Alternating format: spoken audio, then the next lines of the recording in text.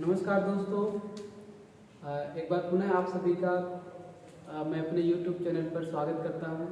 जैसा कि हम लोग बात कल किए थे कि आज से ऑर्गेनिक केमिस्ट्री स्टार्ट करेंगे और बहुत ही बेसिक से स्टार्ट करेंगे हम लोग यहाँ पर ऑर्गेनिक केमिस्ट्री और एकदम एडवांस लेवल तक पढ़ेंगे।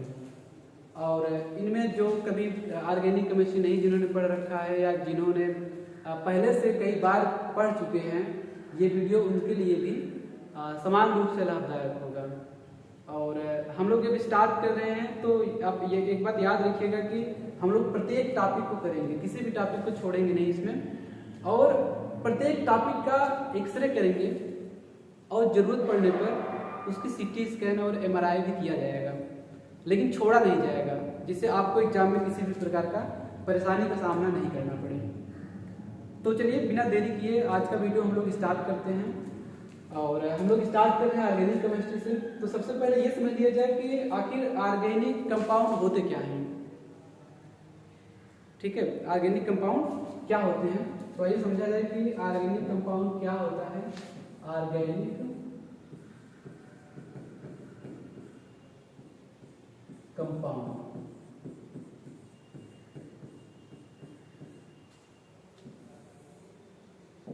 Organic compound.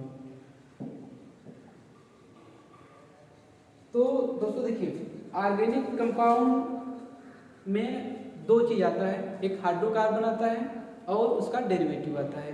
यानी कि hydrocarbon and their derivative is called as organic compound. Hydrocarbon और उनसे जो व्युत्पन्न होते हैं, जो भी उनसे व्युत्पन्न होते हैं, उनको क्या बोला जाएगा, ऑर्गेनिक कंपाउंड बोला जाएगा। यानी कि हम इसके बारे में लिख सकते हैं कि hydrocarbon and their derivative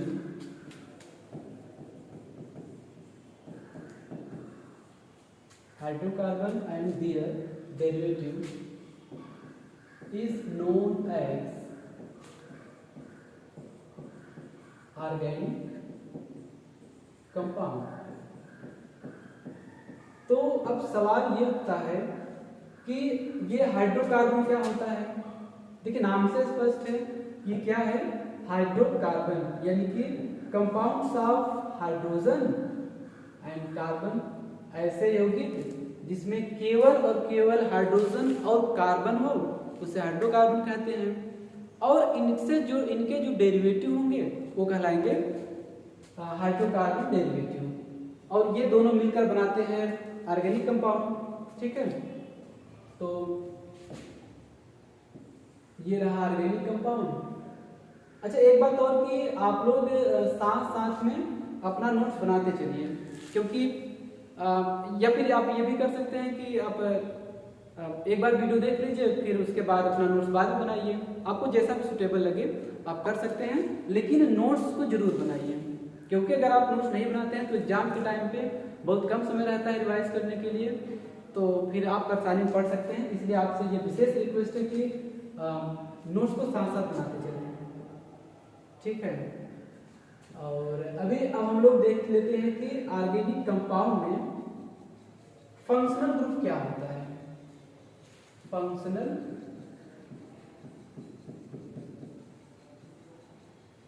group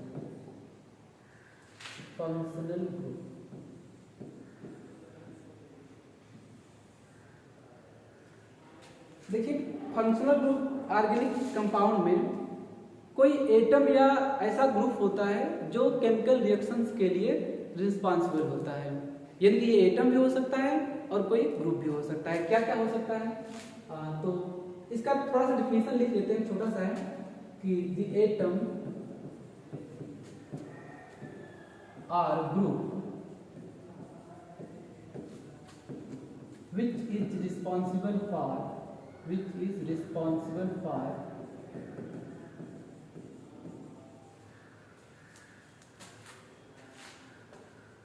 chemical reactions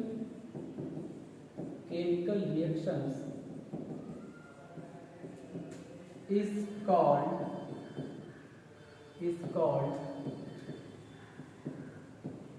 functional group. यानी कि ऐसे एटम या ऐसे ग्रुप जिनके कारण कोई रासायनिक अभिक्रिया होती है वह क्या होता है, फंक्शनल ग्रुप का कार्य करता है। तो इसमें कौन कौन से फंक्शनल ग्रुप आएंगे, आइए इसको देख लेते हैं। कई बार लोगों को क्लियर नहीं होता है कि फंक्शनल ग्रुप कौन सा, क्या नाम है, कौन किस फंक्शनल ग्रुप का। तो आइए बारी बारी से हम लोग देखते हैं कि किस फंक्शनल ग्रुप को हम लोग क्या बोलते हैं। ठीक है, तो देखिए सबसे पहले हम लोग देख रहे हैं OH। OH एक फंक्शनल ग्रुप होता है और इसको बोला जाता है एल्कोहल। OH को क्या बोलेंगे, एल्कोहल। दूसरा हमारा फंक्शनल ग्रुप है SH। देखिए अब ऑर्गेनिक केमिस्ट्री में जहां कहीं भी इस ऑक्सीजन की जगह पे सल्फर आ जाए, ऑक्सीजन की जगह पे सल्फर आ जाए तो उसको हम लोग बोलते हैं थायो। तो ये एल्कोहल है तो ये हो जाएगा थायो एल्कोहल। तीसरा फंक्शनल ग्रुप है ये ऑक्सीजन डबल वैलेंसी से अटैच होता है किसी एल्किल ग्रुप से, तो इसको हम लोग बोलते हैं ईथर। अब देखिए ईथर के बाद ये आ गया ये S सल्फर। यहाँ ऑक्सीजन था, यहाँ सल्फर है, तो देखिए यहाँ पर ऑक्सीजन की जगह पर सल्फर था तो एल्कोहल को हम लोग थायो एल्कोहल बोल दिए। अब यहाँ पर ईथर की जगह पर सल्फर है तो इसको हम बोलेंगे थायो ईथर। ये थायो ईथर हो गया। उसके बाद पांचवा ग्रुप हमारा है COH। इसको बोला जाता है एल्डिहाइड। और छठवां फंक्शनल ग्रुप है हमारा CO, carbon double bond oxygen single bond, इसको बोला जाता है कीटोन। और इस एल्डिहाइड और कीटोन को सम्मिलित रूप से बोला जाता है कार्बोनिल कंपाउंड। कार्बोनिल कंपाउंड यानी कि एल्डिहाइड और कीटोन को हम लोग सम्मिलित रूप से बोलते हैं कार्बोनिल कंपाउंड। ठीक है, उसके बाद आता है सातवां फंक्शनल ग्रुप हमारा, यह आता है CONH2। इसको बोला जाता है अमाइड। और अगर सही से बोले तो ये होता है 1 डिग्री अमाइड, क्योंकि देखिए नाइट्रोजन एक कार्बन से अटैच है तो ये हुआ 1 डिग्री। और नाइट्रोजन कंटेनिंग जितने भी कंपाउंड होते हैं इनका डिग्री हम लोग नाइट्रोजन से चेक करते हैं, यानी कि नाइट्रोजन से जितने कार्बन अटैच होंगे उतने डिग्री का एमाइड हो जाएगा। तो यहाँ पर नाइट्रोजन एक कार्बन से अटैच है तो 1 डिग्री एमाइड हो गया। अगला है CONH और यहाँ पर कोई एल्किल ग्रुप आ गया। अब देखिए क्या हुआ, यहाँ पे C है, एक नाइट्रोजन किससे अटैच है, C से अटैच है, और यही नाइट्रोजन R से अटैच है, यानी कि R में भी कार्बन होगा तो इसको बोला जाएगा 2 डिग्री एमाइड, या हम बोल सकते हैं सेकेंडरी एमाइड।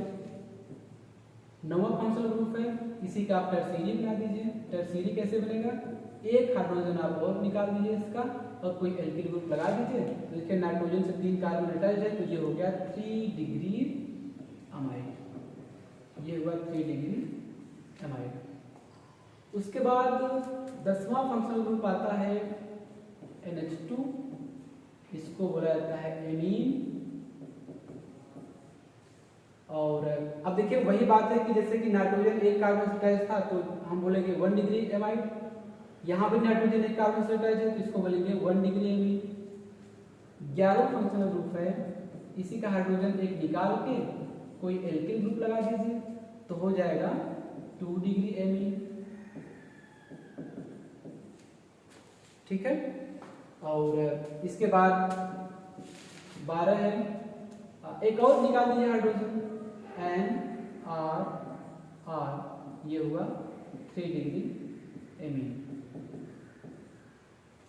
तो मैं थोड़ा साइड हट जाता हूँ और आप इसको देख लीजिए और इसको जल्दी जल्दी उतार लीजिए और फिर आगे देखते हैं।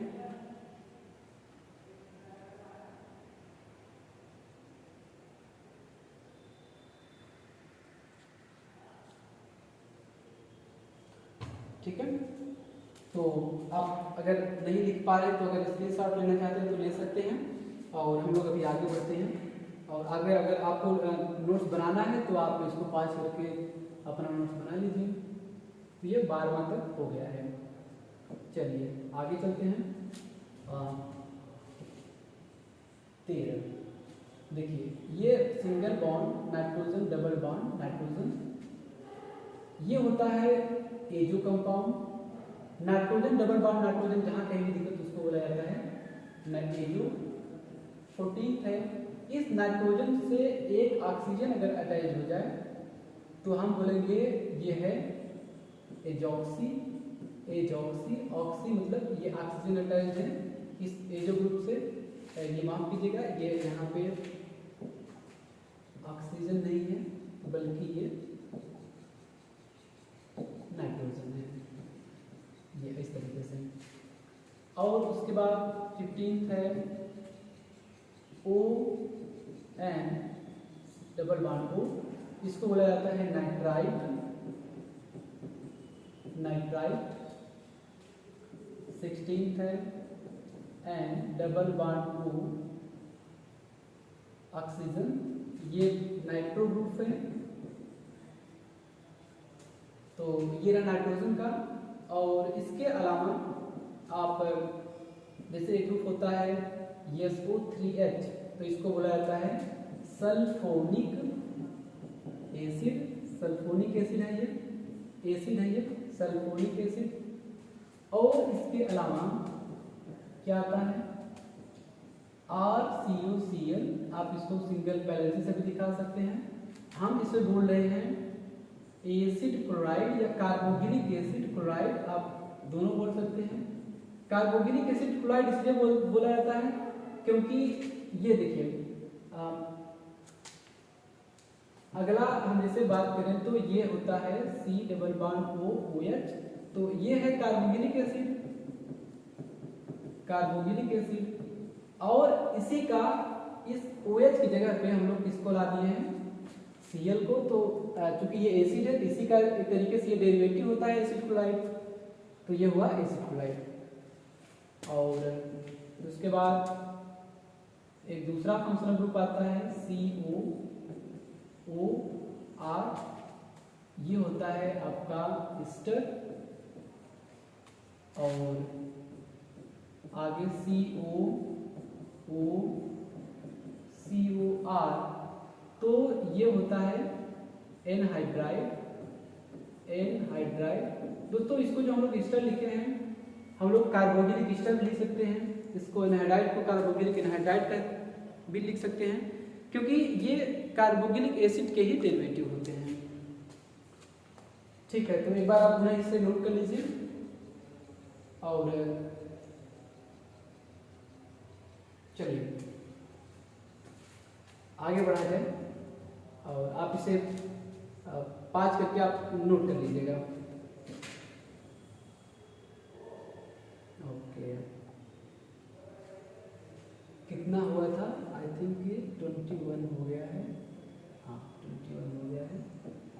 अभी बात करते हैं 22 क्या है ये, आप मुझे बताइए कि ये कौन सा ग्रुप है। यहाँ पर ऑक्सीजन को हमने रखा है, तो एक तरीके से देख रहे हैं ये कैसा दिख रहा है, ये आपको ईस्टर जैसा दिख रहा है कि नहीं? देखिए COR, तो लेकिन ये देखिए एक तरीके का ईस्टर ही होता है, लेकिन ये कैसा ईस्टर है? ये साइक्लिक ईस्टर होता है, साइक्लिक ईस्टर। और इसे साइंटिफिक भाषा में हम लोग इसी को लैक्टोन्स बोला जाता है। साइंटिफिक भाषा में क्या बोलेंगे? लैक्टोन्स। और हमारा अगला कंपाउंड है एन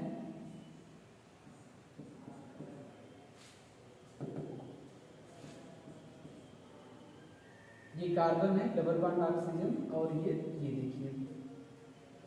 ये क्या है, एक तरीके से देखिए क्या है, RCON, R यहाँ पे NH है, हाँ NH है। तो ये क्या है, साइक्लिक एमाइड होता है। ये क्या है, साइक्लिक एमाइड है, और इसे भी हम लोग साइंटिफिक भाषा में लैक्टम बोलते हैं। ठीक है, साइंटिफिक भाषा में इस साइक्लिक एमाइड को क्या बोलेंगे, लैक्टम बोलेंगे। आप ध्यान दीजिएगा, आप लोग नोट करते चलेंगे। अच्छा, एक बहुत ही कॉमन लैक्टम होता है, आप नाम बताना जरा इसका, क्या नाम होता है। ये 7 मेंबर ड्रिंक होता है, और ये चूंकि मैंने बताया लैक्टम होता है तो CONH ग्रुप होता है। तो इसका नाम बताइए क्या होता है, इसका नाम होता है कैप्रोलैक्टम। आपको इसको पॉलीमर केमिस्ट्री में पढ़ाया जाएगा। जब इस कैप्रोलैक्टम का हम लोग पॉलीमराइजेशन करते हैं या कराते हैं, पॉलीमराइजेशन, तब हम लोग पाते हैं नायलॉन 6। यानी कि एग्जाम अगर पूछे आपको कि नायलॉन 6 का मोनोमर क्या होता है, तो ये होता है कैप्रोलैक्टम। तो दोस्तों, हम लोग बहुत ही बेसिक्स तरीके से, बहुत ही बेसिक्स आज पढ़े हैं कि ये फंक्शनल ग्रुप हम लोग आज पढ़ चुके हैं।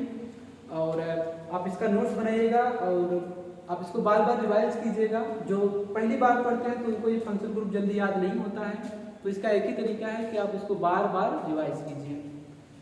और कल हम लोग इसके बाद DU पढ़ेंगे, डिग्री ऑफ कंसंट्रेशन क्या होता है, और उसके बारे में हम लोग डिटेल्स भी पढ़ेंगे। और ठीक है, और धन्यवाद।